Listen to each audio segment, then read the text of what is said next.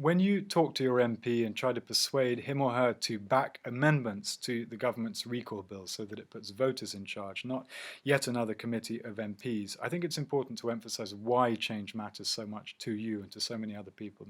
And for me, the simple argument is that even while the world has changed beyond all recognition in recent years, we are instantly connected, we're better informed than we have ever been. It's possible now to know exactly what your MP is up to minutes after the division bell has closed.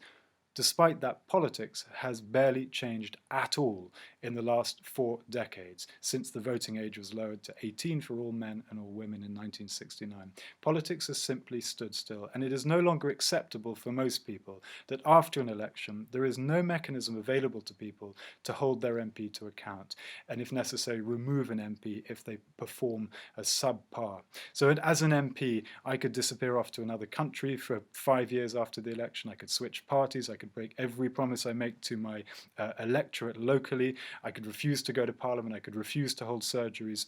None of these things would qualify me for recall in the government's version of recall, and yet all of these things would render me unsuitable to be an MP according to the values of every voter up and down the country. So it is time for change. It's time to bring in a system where people can meaningfully hold their MP to account, hold them to their promises in between elections. When you talk to an MP who is reluctant to back these amendments, the reason is probably based on a fear of vexatious campaigns, of a fear of kangaroo courts, of MPs being thrown to the wolves day after day up and down the country. But the reality of recall, where it happens all over the world, and it does happen all over the world, half the states in America and many other countries as well throughout the world, recall is very rare. It hardly ever happens, and I am yet to be presented with a single example of a successful vexatious recall campaign. There are no examples to my knowledge, and the reason for that is they're very hard to achieve. So in the British context, it would take 14,000 signatures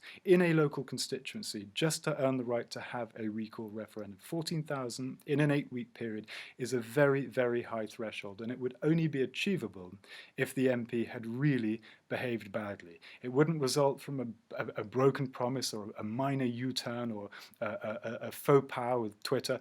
It would require something really quite serious in order to energize 14,000 people to make the effort to actually go and actively sign a petition. And if an MP questions that, ask them what is the biggest petition they've experienced in their constituency since they have represented it.